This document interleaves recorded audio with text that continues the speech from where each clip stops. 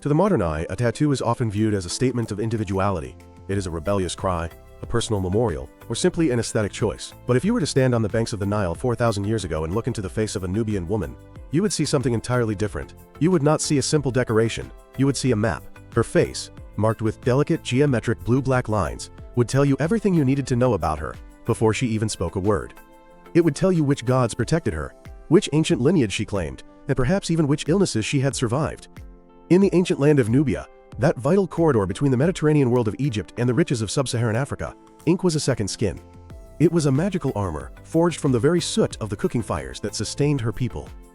This is the story of the ink of the Nile. It is a history of survival and cultural memory that has outlasted the rise and fall of pharaohs, the coming of Christ, and the sweep of Islam, only to whisper its final secrets in the faces of Sudanese grandmothers today.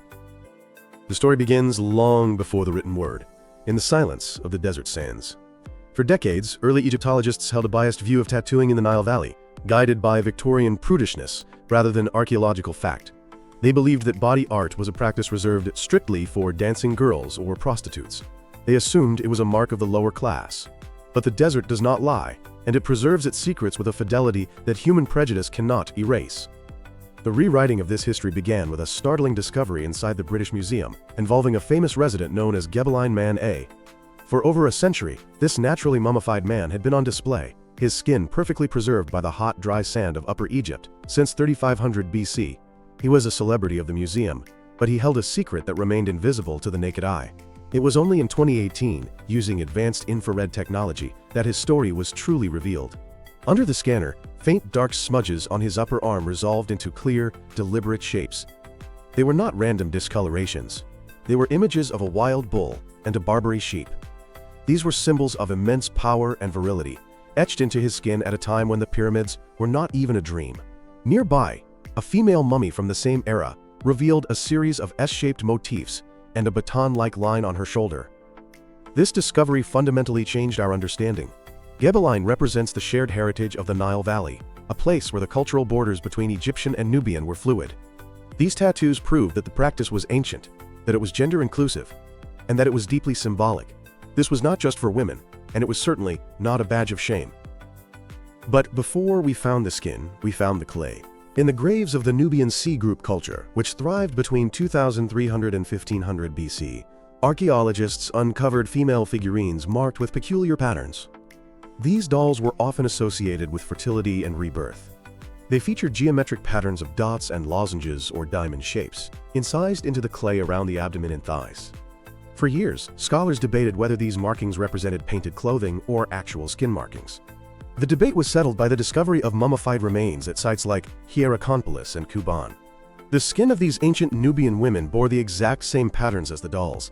The art was imitating life. The lozenge pattern, a diamond shape made of dots, emerged as the quintessential motif of Nubian body art.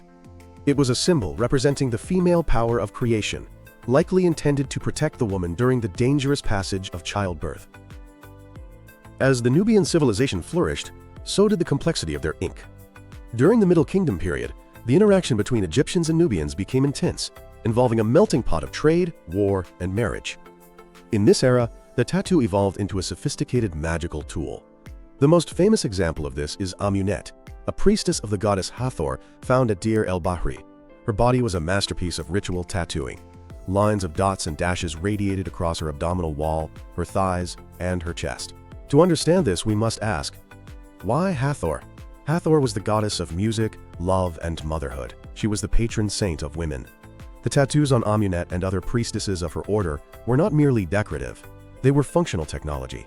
The placement of the tattoos on the lower abdomen suggests they served as a permanent amulet. As the woman's body expanded during pregnancy, the tattoo patterns would expand with her, physically forming a net of protection around the unborn child. What makes this tradition even more fascinating is the chemistry involved.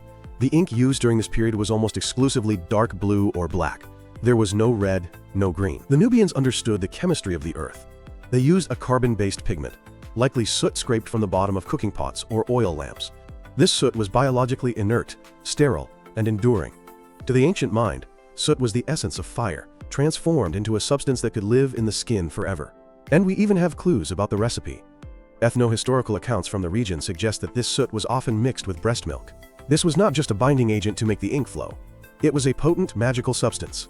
Milk from a mother who had successfully reared a child was seen as a liquid of life and protection. Injecting this mixture into the skin was an act of biological magic. It fused the protective power of the mother with the permanence of the fire. The tools used to apply this were bundles of bronze needles, sometimes 3 or 7 tied together, or even sharp acacia thorns. It was a painful, ritualistic process designed to endure for eternity. For millennia, these tattoos were largely hidden, placed on the torso, thighs, and arms, intimately connected to female fertility. But as the glorious kingdom of Meroe rose in the south between 300 BC and AD 350, a massive cultural shift occurred. The ink moved upward. It claimed the face. In Meroitic cemeteries at Aksha and Semna South, archaeologists found a new phenomenon: facial tattoos on both men and women. This marked a transition from the magical and protective, which was hidden on the body, to the social and identitarian, which was visible on the face. The designs remained geometric, featuring triangle clusters, slashes on the cheeks, and temple markings. This was likely the beginning of tattooing as a tribal identifier. Meroe was a cosmopolitan empire. Trade routes brought people from the Mediterranean, Central Africa, and the Red Sea together. In such a diverse world, your face needed to proclaim your allegiance. However, there is another compelling theory for these facial markings: medicine. Many of the tattoos found on Meroitic mummies are located specifically on the temples and forehead. Even today, in parts of rural Sudan, traditional healers make small cuts or burns on the temples to relieve chronic headaches or eye infections. It is highly probable that the ancient Nubians practiced a form of tattoo acupuncture. A sufferer of migraines might visit a priest healer, who would prick the skin over the pain center and rub in the medicinal soot. The resulting tattoo was a permanent record of the treatment, a medical history written directly on the forehead. As time marched on, the gods changed, but the ink remained. By the 6th century AD, the Nubian kingdoms of Nubia, Makuria, and Alodia had converted to Christianity. The temples of Amun were converted into churches, and the old gods were silenced. But the tattoos did not vanish, they converted too. For the medieval Nubian, the body was a vessel of the soul, and it needed to be sealed against the devil. The most common tattoo of this era became the Coptic cross, found on the foreheads, wrists, and chests of Christian Nubian mummies. The cross was more than a symbol of faith. It was a seal. It is believed that these tattoos were sometimes applied during baptism. In a land surrounded by potential enemies and spiritual threats, a cross on the forehead was a spiritual shield that could never be lost or stolen. One of the most spectacular finds from this period illustrates this continuity beautifully. It is the mummy of a woman from the 4th Cataract region, dating to around AD 700. On her inner thigh, in that ancient place of fertility where the priestesses of Hathor once bore their diamond nets, she bore something different. It was a monogram in Greek that spelled Michael. This referred to Archangel Michael, the patron saint of Nubia and the commander of the heavenly hosts.